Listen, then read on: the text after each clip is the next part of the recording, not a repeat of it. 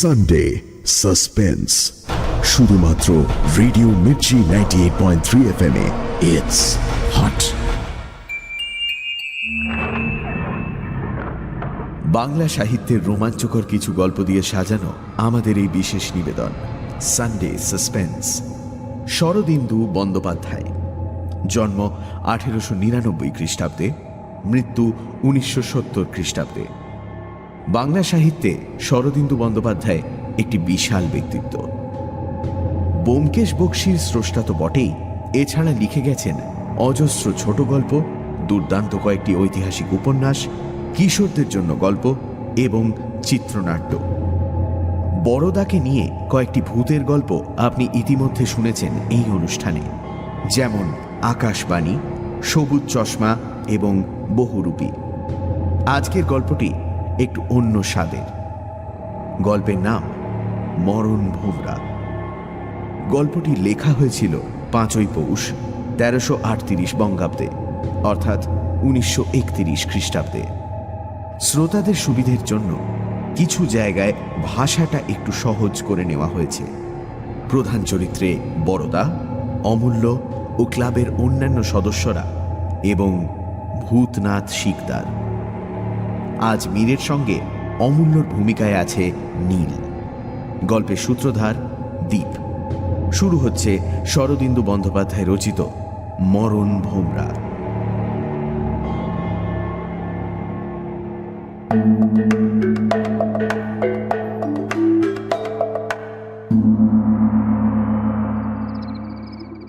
বড়দিনের ছুটি শেষ হতে আর দেরি নেই।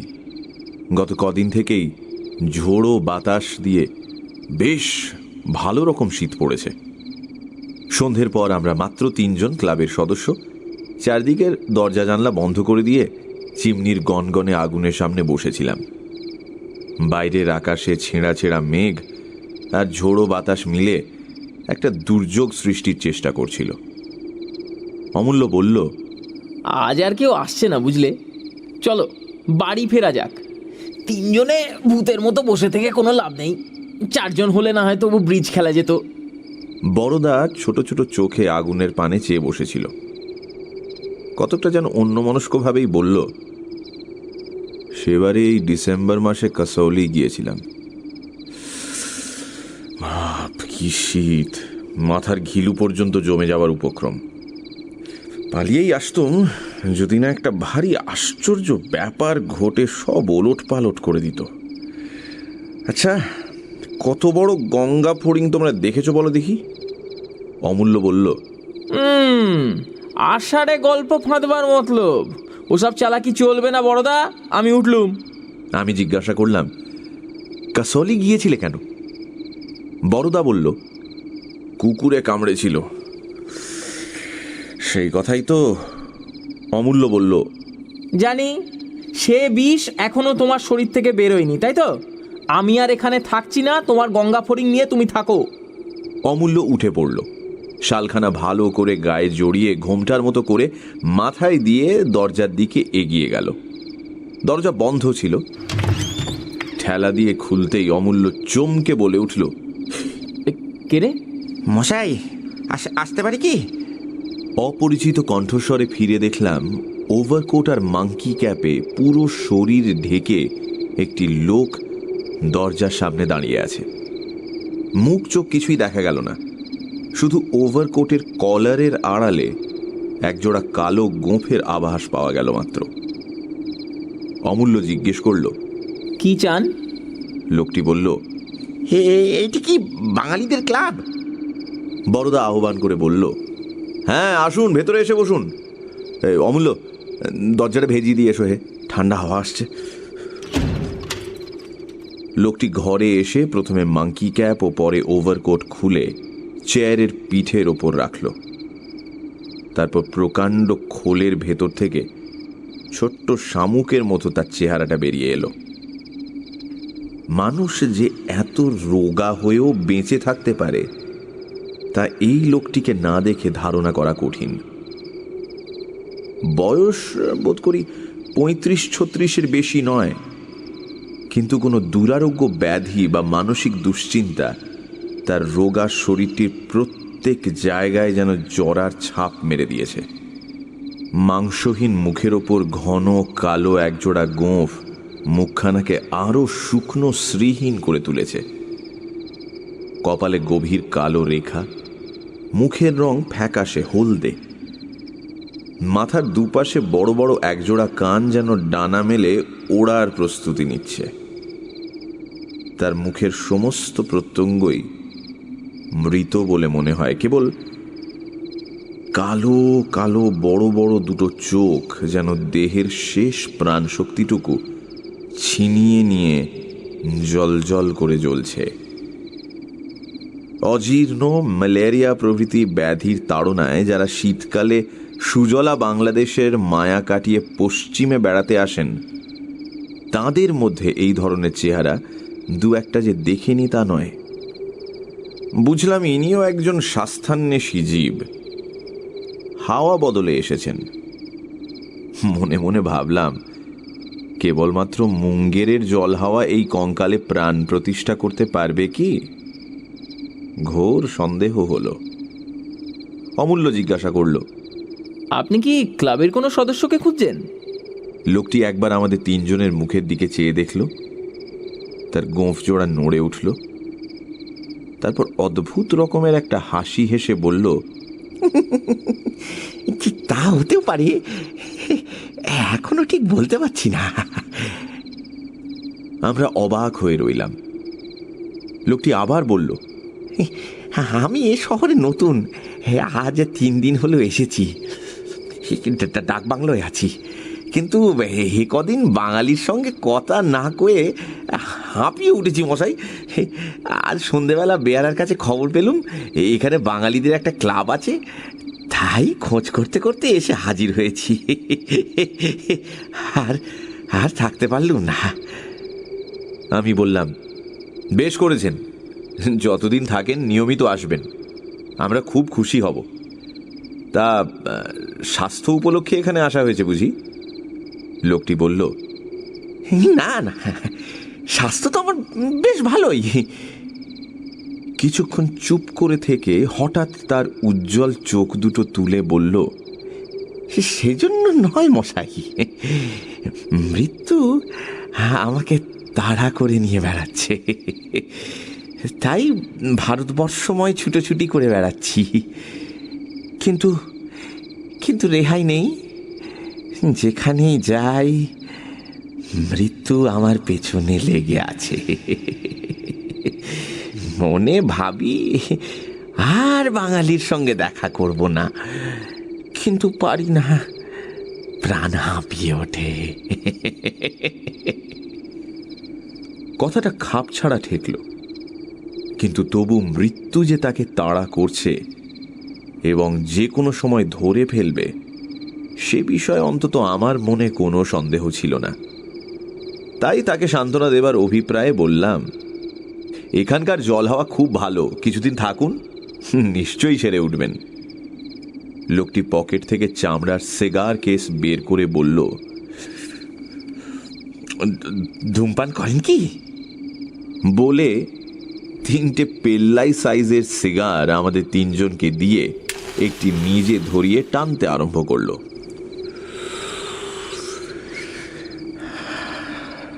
আমরা নির্বাক হয়ে তার মুখের দিকে চেয়ে রইলাম। এই শরীরের ওপর এরকম বিকটাকৃতি বিষাক্ত কড়া সিগার টানলে লোকটার কদিন বাঁচবে? আমাদের মুখের দিকে কিন্তু তার নজর ছিল। কিছুটা হেসে বলল, আপনারা ভুল করছেন, আমি দেখতে একটু রোগা বটে, কিন্তু আমার শরীরে কোনো রোগ নেই। ধরুন ধরুন তো আমার আমার পাঞ্জা। এই বলে কাঠির মতো রোগা রোগা আঙুলওয়ালা কঙ্কালসার হাতখানা আমার দিকে বাড়িয়ে দিল। পাগল নাকি? আমি তাড়াতাড়ি বললাম, না না, সে কথা বলিনি, আমি বলছিলাম ধরুন পাঞ্জা। লোকটির চোখ দুটো ধক ধক করে জ্বলে উঠল। আমরা মনে মনে প্রমাদ গুনলাম। কোথা থেকে একটা উন্মাদ এসে জুটল। আমরা পরস্পরের মুখ চাওয়াচাওয়ি করছি দেখে লোকটা নাছোড়বান্দা হয়ে বলল, আপনারা ভাবছেন রোগা বলে আমার গায়ে জোর নেই? ভুল ভুল। পাঞ্জায় গামা পালোয়ানও আমাকে হারাতে পারেন না। ধরুন পাঞ্জা। কি করি? নিরুপায় হয়েই তার পাঞ্জা ধরলাম। নিজের দৈহিক শক্তি সম্বন্ধে ভালো ধারণাই ছিল। ভয় হলো বুঝি একটু চাপ দিলেই ওই প্যাঁকাটির মতো আঙুলগুলো মটমট করে ভেঙে যাবে। কিন্তু তার হাতে হাত দিয়েই বুঝলাম সে আশঙ্কা অমূলক। তার আঙুলগুলো ইস্পাতের তারের মতো আমার আঙুলগুলোকে জড়িয়ে ধরল। আমি যতই জোর দিই তার কবজি ততই লোহার মতো শক্ত হতে থাকে। আমার কপালে বিন্দু বিন্দু ঘাম দেখা দিল। চেয়ে দেখলাম আমার প্রতিদ্বন্দ্বীর মুখ কিন্তু নির্বিকার। দাঁতে সিগার চেপে স্বচ্ছন্দে ধোঁয়া ছাড়ছে। ক্রমে আমার হাত অসাড় হয়ে আসতে লাগলো। তারপর সবিস্ময়ে দেখলাম হাতখানা আমার অজান্তেই ঘুরে যাচ্ছে। আমার কবজির কাছে মট করে একটা শব্দ হলো। ব্যাস, কাবার। বলে লোকটা পাঞ্জা ছেড়ে দিল। আমি স্তম্ভিতভাবে অবশ হাতখানা তুলে বসে রইলাম। খানিকক্ষণ কেউ কোনো কথা বলল না। লোকটা আধবোজা চোখে সিগার টানতে লাগলো। অবশেষে অমূল্য জিজ্ঞেস করল, মশায়ের নামটা কি? সে বলল, ভূতনাথ শিকদার। দেখলেন তো যা বললুম সত্যি কিনা? রোগ আমার শরীরে নেই মশাই, রোগ এইখানে। বলে নিজের কপালে আঙুল ঠেকালো। বড়দা নিজের চেয়ারখানা ভূতনাথ শিকদারের পাশ থেকে একটু সরিয়ে নিয়ে বলল, আপনি যে অদ্ভুত শক্তির পরিচয় দিলেন তা তো চোখে দেখেও বিশ্বাস হচ্ছে না। ভোজবাজি বলে মনে হচ্ছে, কিন্তু শরীর যদি আপনার নিরোগী হয় তবে আপনি এত রোগা কেন? মাথার কি কোনো অসুখ আছে? ভূতনাথ শিকদার বলল, মাথার অসুখ নেই, অসুখ আমার কপালের, ভাগ্যের। বলছি তো, মৃত্যু আমাকে তাড়া করে নিয়ে বেড়াচ্ছে। বড়দা বলল, কথাটা আর একটু খোলসা করে না বললে ঠিক বুঝতে পারছি না। শিকদার চুরুটে ৩-৪টে টান দিয়ে যেন কি চিন্তা করল, তারপর বলল, আচ্ছা বলছি, কিন্তু এ কথা শোনবার পর আর আপনারা আমার মুখ দর্শন করতে চাইবেন না। এই ভয়েই তো দেশ দেশান্তরে পালিয়ে বেড়াচ্ছি, বাঙালির ছায়া আমার হাতে চাই না। কিন্তু কিন্তু শেষ পর্যন্ত পেরে উঠি না, জানেন। আপনারা আমায় মাফ করবেন, আমি একটা মহা অলক্ষণ। যাদের সঙ্গে মিশি তাদেরই অমঙ্গল হয়। তার কথাগুলো এমন একটা অবসন্ন করুণ রেশ রেখে গেল যে কিছু না বুঝেও আমার হৃদয় সহানুভূতিতে ভরে গেল। হয়তো লোকটি জীবনে অনেক দুঃখ শোক পেয়েছে, তাই মাথাটা কিছুটা খারাপ হয়ে গেছে। মনে করে যার সাথে কথা বলবে তারই অমঙ্গল ঘটবে। আমার এক দুঃসম্পর্কীয় পিসিমার এরকম হয়েছিল। 1 বছরের মধ্যে স্বামী, 3 পুত্র ও 7-7টি নাতি নাতনি হারিয়ে তিনি প্রায় পাগল হয়ে গিয়েছিলেন। সব সময় চোখে কাপড় বেঁধে বসে থাকতেন। বলতেন, আমি কারো মুখ দেখব না, আমার দৃষ্টি যার উপর পড়বে সে আর বাঁচবে না। ভূতনাথ শিকদারেরও হয়তো সেরকম কিছু হয়ে থাকবে। আমি বললাম, তা হোক, আপনি বলুন, ওসব অলক্ষণ কুলক্ষণ আমরা মানি না। শিকদার বলল, আপনাদের তরুণ বয়স, ওসব না মানাই স্বাভাবিক। ভূত প্রেত, পরকাল, সূক্ষ্ম দেহ এসব আপনাদের মানতে বলছি না, কিন্তু আসন্ন দুর্ঘটনা যে আগে থাকতে মানুষের জীবনে ছায়াপাত করে, এ কথাও কি আপনারা স্বীকার করেন না? হ্যাঁ? আমরা চুপ করে রইলাম। শিকদার বলতে লাগলো, তবে ব্যাপারটা গোড়া থেকেই বলি, আমি যে কেন মনুষ্য সমাজ থেকে ঊর্ধ্বশ্বাসে পালিয়ে বেড়াচ্ছি তা শুনলে আপনারা হয়তো আমাকে পাগল মনে করবেন, কিন্তু সত্যি আমি পাগল নই। আপনাদের মতো সহজ মানুষ, 5 জনের সঙ্গে মিলেমিশে হেসে কেঁদে সাধারণ মানুষের মতো জীবন কাটাতে চাই, কিন্তু পারি না। কেন পারি না জানেন? ভয়, দারুণ ভয়ে আমি কারোর সঙ্গে মিশতে পারি না। একটা বিরাট আতঙ্ক সবসময় আমাকে গ্রাস করে আছে। যখন একলা থাকি বেশ থাকি, কিন্তু আপনারাই বলুন তো, মানুষ একলা সঙ্গীহীন ভাবে কতদিন থাকতে পারে? তাই মাঝে মাঝে ছুটে বেরিয়ে পড়তে হয়। আমি বিয়ে করিনি, কেন করিনি তা সহজেই বুঝতে পারবেন। বাপ মা অনেক দিন গত হয়েছেন, আত্মীয় স্বজনও এখন সেরকম বিশেষ কেউ নেই। চিতপুর রোডে পৈতৃক বাড়িখানা এখনো বিক্রি করিনি, টাকাও যথেষ্ট আছে, কিন্তু কিন্তু তবু একটা সৃষ্টি ছাড়া অন্ধকার ধূমকেতুর মতো কেবল শূন্যের মাঝখানে ছুটে বেড়াচ্ছি। কেন? যখন আমার 16 বছর বয়স, তখন একদিন গ্রীষ্মের দুপুরবেলায় 3 জন সমবয়স্ক বন্ধুর সঙ্গে আমি আমাদের বাড়ির তেতলায় একটা ঘরে বসে তাস খেলছিলাম। সেই দিনটা হচ্ছে আমার জীবনের একটা অভিশাপ। স্কুলে গরমের ছুটি হয়ে গেছে, রোজই আমাদের এরকম খেলা বসে। তেতলার এই ঘরটি দিব্যি নিরিবিলি, চিতপুর রোডের চিৎকার সেখান পর্যন্ত পৌঁছয় না, শুধু মাঝে মাঝে ট্রামের ঢং ঢং শব্দ শোনা যায়। সেদিন আমরা 4 জন আপন মনে বসে খেলছি। এমন সময় খোলা জানলা দিয়ে একটা কালো ভোমরা ঘরে ঢুকে আমাদের ঘিরে ভন ভন করে ঘুরতে লাগলো।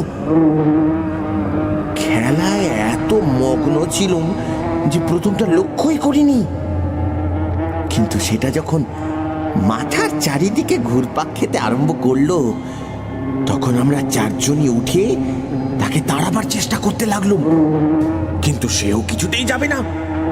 পাখা দিয়ে, ব্যাডমিন্টনের ব্যাট দিয়ে যতই তাকে মারবার চেষ্টা করি, সেও ততই আমাদের লক্ষ্য এড়িয়ে কখনো নিচুতে, কখনো প্রায় কড়িকাঠের কাছে উঠে ঘুরতে থাকে। আমরা যেই আবার খেলতে বসি, অমনি আমাদের কানের কাছে এসে ভো ভো শব্দ করে উঠতে আরম্ভ করে। প্রায় আধ ঘন্টা তার পেছনে লেগে থাকবার পর যখন আমরা হয়রান হয়ে পড়েছি, তখন ভোমরাটা ভন ভন করে এসে একবার আমাদের মাথার চারিদিকে চক্কর দিয়ে নিজে থেকেই জানলা দিয়ে বেরিয়ে গেল। বাইরের গরম বাতাসে তার ক্রুদ্ধ গুঞ্জন আস্তে আস্তে ক্ষীণ হয়ে মিলিয়ে গেল। নেই, আর নেই, চলে গেছে। গোপাল বললে, দেখ ভাই, আশ্চর্য ভোমরা। একবার আমি ব্যাডমিন্টন ব্যাট দিয়ে মারলুম, ঠিক মনে হলো ভোমরাটা তাঁতের ভেতর দিয়ে গলে গেল। বীরেন বলল, তোর অত বড় ভোমরা কখনো অতটুকু ফাঁক দিয়ে গলে যেতে পারে? হরিপদ বলল, কিন্তু এই কলকাতা শহরে ভোমরা এলো কোত্থেকে ভাই?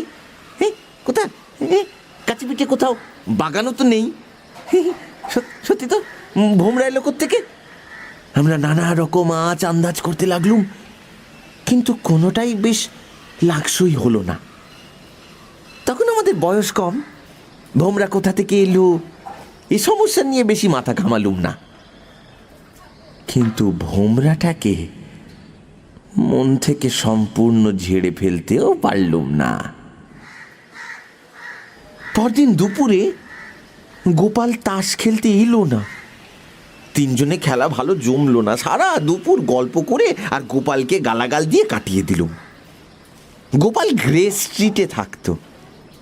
বিকেলবেলা তার বাড়ি গিয়ে দেখলুম সে বিছানায় শুয়ে আছে, মাথায় বরফ দেওয়া হচ্ছে। আমায় দেখে চিনতে পারলো কিনা বোঝা গেল না।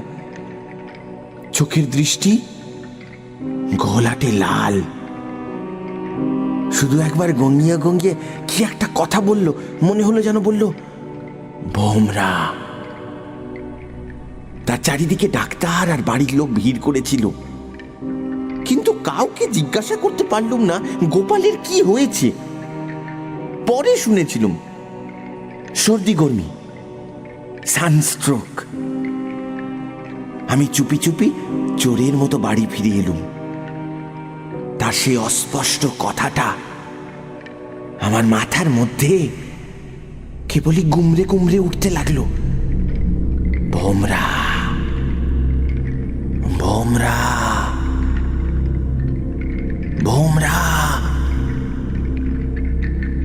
পরদিন গোপাল মারা গেল।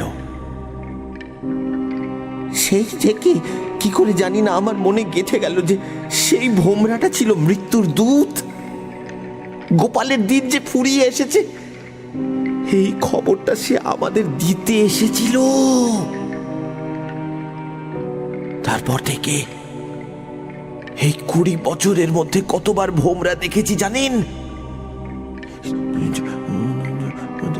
321 বার। আর একবারও আমার ভোমরা দেখা নিষ্ফল হয়নি।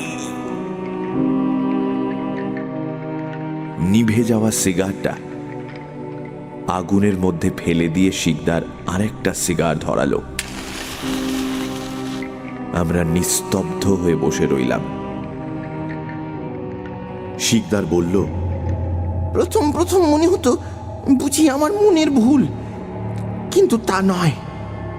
ভোমরাটাকে সকলেই দেখতে পায়, এবং দেখার 3 দিনের মধ্যে যারা দেখেছে তাদের মধ্যে একজনের মৃত্যু অনিবার্য। বাবা মারা যাবার আগে ভোমরা দেখলুম, মার বেলাতেও দেখা পেলুম। ক্রমে মানুষের সঙ্গ আমার কাছে ভয়াবহ হয়ে উঠল। সর্বদাই আতঙ্ক, কি জানি কখন ভোমরা দেখে ফেলি। হয়তো 5 জন বন্ধু বান্ধব মিলে গল্প করছি, হঠাৎ ভোমরা দেখা দিলেন। দম করে বুকের মধ্যে হাতুড়ির ঘা পড়ল। আমার এই সুস্থ সবল বন্ধুদের মধ্যে একজনের মেয়াদ ফুরিয়েছে। 3 দিনের মধ্যে তাকে যেতে হবে। একটা উৎকট কৌতূহল হতো, জানতে ইচ্ছে করত এদের মধ্যে কাকে ভোমরা নোটিশ দিয়ে গেল। মনে মনে আন্দাজ করবার চেষ্টা করতুম, এবার কার পালা, এবার কার পালা, কিন্তু কিন্তু আন্দাজ ঠিক হতো না। ভোমরার মৃত্যু পরোয়ানার মধ্যে ওইটুকু ছিল কৌতুক। কার ওপর সমন জারি করে গেল শেষ পর্যন্ত বোঝা যেত না। একবারকার ঘটনা বলি। বর্ধমানে মামার বাড়ি গিয়েছি। মামার অনেকগুলি ছেলে মেয়ে। পৌঁছানোর পরদিন সকালবেলা আমরা সকলে মিলে বারান্দায় বসে চা খাচ্ছি। এমন সময় ভোমরার আবির্ভাব হলো। আমার বুকের ভেতরটা ধড়ফড় করে উঠল। সুবি বলে মামার একটা বছর 10-এর মেয়ে দেয়ালের ধারে বসে চা তৈরি করছিল। ভোমরাটা উঠতে উঠতে দেয়ালে ঠোকর খেয়ে টপ করে পড়লো একেবারে সুবির মাথায়। সুবি হাউমাউ করে উঠে দাঁড়াতেই জ্বলন্ত স্টোভটা উল্টে গিয়ে তার কাপড়ে আগুন ধরে গেল। ভোমরা মো করে উড়ে পালালো। আমরা পাঁচজনে মিলে সুবির কাপড়ের আগুন নেভালুম বটে, কিন্তু তার পা দুটো ঝলসে সাদা হয়ে গেল। ডাক্তার এসে ওষুধপত্রের ব্যবস্থা করে বলে গেলেন সিরিয়াস কিছু নয়, খুব বেঁচে গেছে। আমি মনে মনে বললুম, বেঁচে মোটেই যায়নি, এই ভোমরার নোটিশ। ব্যর্থ হবার নয়, ঘা থেকে সেপটিক, আর তারপরেই সাফ, সব সাফ। দুপুরবেলা সুবির জ্বর এলো। সন্ধ্যের সময় আমি একটা ছুতো করে ঊর্ধ্বশ্বাসে বর্ধমান ছেড়ে পালালুম। সুবিটা বড় ভালো মেয়ে ছিল। মামা তো ভাই বোনের মধ্যে তাকেই সবচেয়ে বেশি ভালোবাসতুম আমি। বাড়ি ফিরে এসে কাউকে কিচ্ছু বললুম না। যথা সময়ে টেলিগ্রাম এলো, সুবীর কিছু হয়নি। মামা হঠাৎ হার্ট ফেল করে মারা গেছেন। ভোমরার অভিসন্ধি বোঝবার চেষ্টা করেছিলুম, তাই সে আমার সঙ্গে একটু ইয়ার্কি করে গেল। ইয়ার্কি? আমার মনের অবস্থাটা একবার ভেবে দেখুন। সর্বদা যেন মৃত্যুর দূতকে সঙ্গে করে নিয়ে বেড়াচ্ছি। অনেক ভেবে ভেবে একটা মতলব ঠিক করলুম। দিনের বেলা যতদূর সম্ভব একলা থাকতুম, রাত্রিরে বাড়ি থেকে বার হতুম। মনের ভাবটা এই যে রাত্রিরে তো আর ভোমরা আসতে পারবে না, না রাত্রিরে তো আর ভোমরা আসতে পারবে না। কিন্তু আমার ফন্দি খাটলো না। দিন রাত্রি নির্বিচারে ভোমরা আসতে লাগলো। রাত্রিরে কানামাছির মতো টাউরি খেতে খেতে আসে, আবার টাউরি খেতে খেতে চলে যায়। আমার মানসিক অবস্থা ক্রমে লোকের দৃষ্টি আকর্ষণ করতে লাগলো। আত্মীয় স্বজন, বন্ধু বান্ধব সকলেই জিজ্ঞাসা করে, তুই অমন কুনো হয়ে যাচ্ছিস কেন? চেহারাটাও দিন দিন ভূতে পাওয়া গোছের হয়ে যাচ্ছে, কি হয়েছে? হ্যাঁ, আমি চুপ করে থাকি। কি বলবো? সত্যি কথা কিছুতেই মুখ ফুটে বলতে পারি না। অতঃপর বাবা মা মারা যাবার পর থেকে এই নিরুদ্দেশ যাত্রা শুরু হয়েছে। মানুষের কাছ থেকে পালিয়ে বেড়াচ্ছি, কিন্তু মৃত্যু দূত আমার সঙ্গ ছাড়ে না। এক এক সময় হাত জোর করে ডাকি, মরণ ভোমরা, তুমি এবার আমাকে নাও, এই দুঃসহ শাস্তি থেকে আমাকে নিষ্কৃতি দাও। কিন্তু আমার প্রার্থনা মঞ্জুর হয় না। এ সংসারে কেবল আমি যেন অমর, সকলের মৃত্যুর পরোয়ানা বয়ে বেড়াচ্ছি। শিকদারের কণ্ঠস্বর একটা গভীর নিরাশার মধ্যে মিলিয়ে গেল। তার কথাগুলো ঘরের মধ্যে যেন একটা অবাস্তব দুঃস্বপ্নের জাল বুনে দিয়েছিল। আমরা আগুনের দিকে তাকিয়ে মোহাচ্ছন্নের মতো বসে রইলাম। কিছুক্ষণ পরে অমূল্য জিজ্ঞাসা করল, আপনি শেষ কবে মরণ ভোমরা দেখেছেন? শিকদার চোখের ওপর দিয়ে ডান হাতখানা একবার চালিয়ে বলল, 7 দিন আগে আগ্রায় তাজ দেখতে গিয়েছিলাম। সেখানে একটি বাঙালি দম্পতির সঙ্গে দেখা হলো। স্বামী স্ত্রী দুজনে মিলে তাজ দেখতে এসেছে। ছেলে মানুষ, নতুন প্রেম, প্রেমের মহাতীর্থে নিজেদের সম্মিলিত ভালোবাসা বোধহয় নিবেদন করতে এসেছিল। তারপর ভোমরা, সেই রাতেই আগ্রা ছেড়ে চলে এলাম। চারজনেরই সিগার নিভে গিয়েছিল। আবার ধরিয়ে নিঃশব্দে টানতে লাগলাম।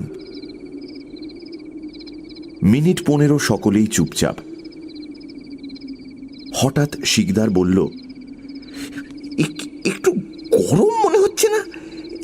জানলাটা খুলে দিতে পারি? বদ্ধ ঘরে সিগারের কটু ধোঁয়া আর আগুনের উত্তাপে সত্যি দম বন্ধ হওয়ার উপক্রম হয়েছিল। আমরা ঘাড় নেড়ে সম্মতি দিতেই শিকদার উঠে পশ্চিম দিকের জানলাটা খুলে দিল। বড়দা আমার কানে কানে বলল, একেবারে বদ্ধ পাগল, ম্যানিয়াক। ওর চোখের চাউনি দেখেছ? শিকদার জানলা খুলে দিতেই একটা এলোমেলো কনকনে হাওয়া ঘরে ঢুকে আমাদের উত্তপ্ত মুখের ওপর যেন ঠান্ডা হাত বুলিয়ে দিল। টেবিলের ওপর আলোটা নিভো নিভো হয়ে আবার জ্বলে উঠল। শিকদার ফিরে এসে চেয়ারে বসেছে। এমন সময় ভন, ওটা কিসের শব্দ? চারজনেই চেয়ারের উপর সোজা শক্ত হয়ে বসলাম। পরক্ষণেই খোলা জানলা দিয়ে একটা কালো কুচকুচে ভোমরা পাখার শব্দে আমাদের মগজ ভরিয়ে দিয়ে ঘরের মধ্যে ঢুকে পড়ল। আর মন্ত্রমুগ্ধের মতো আমরা তার দিকে তাকিয়ে রইলাম। ভোমরা টেবিলের উপরের বাতিটাকে একবার প্রদক্ষিণ করলো, তারপর শোঁ করে উপরে উঠে গিয়ে ছাদে বাধা পেয়ে টপ করে মেঝেই পড়ে গেল। কিছুক্ষণ তার গুঞ্জন নিস্তব্ধ। আবার ভন করে শব্দ হলো। ভোমরা মেঝে থেকে উঠে একেবারে বিদ্যুৎ বেগে ঘরময় উড়ে বেড়ালো। তারপর আমাদের কানের পাশ দিয়ে ছুটে গিয়ে জানলা দিয়ে বের হয়ে গেল। তার গুঞ্জন ক্ষীণ থেকে ক্ষীণতর হয়ে অবশেষে মিলিয়ে গেল। শিকদার উঠে দাঁড়ালো। তার চোখ দুটো পাগলের মতো। প্রায় চিৎকার করে বলল, ক্ষমা করুন, ক্ষমা করুন, আমি একটা অভিসম্পাত, আর কখনো আমার দেখা পাবেন না, আর কখনো আমার দেখা পাবেন না বলে ওভারকোট ও টুপি ফেলেই ঝড়ের মতো ঘর থেকে বের হয়ে গেল।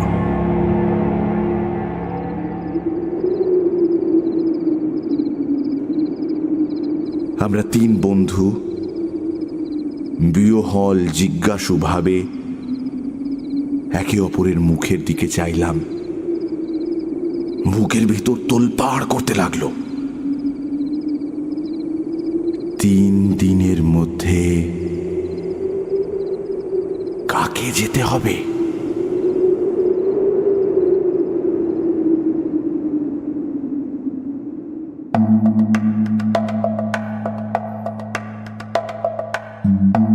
শুনছিলেন মরণ ভোমরা, রচনা শরদিন্দু বন্দ্যোপাধ্যায়, গল্প পাঠে মীর, অমূল্যর ভূমিকায় নীল, গল্পের সূত্রধার দীপ, শব্দগ্রহণ, আবহ সঙ্গীত এবং স্পেশাল এফেক্টসে রিচার্ড, পরিকল্পনা ও পরিচালনায় ইন্দ্রাণী। রেডিও মির্চির তরফ থেকে আন্তরিক ধন্যবাদ শ্রী প্রবীর চক্রবর্তীকে আমাদের পাশে থাকার জন্য। আগামী সপ্তাহে ঠিক এই সময় আরও একটি রোমাঞ্চকর গল্প নিয়ে হাজির হবে সানডে সাসপেন্স।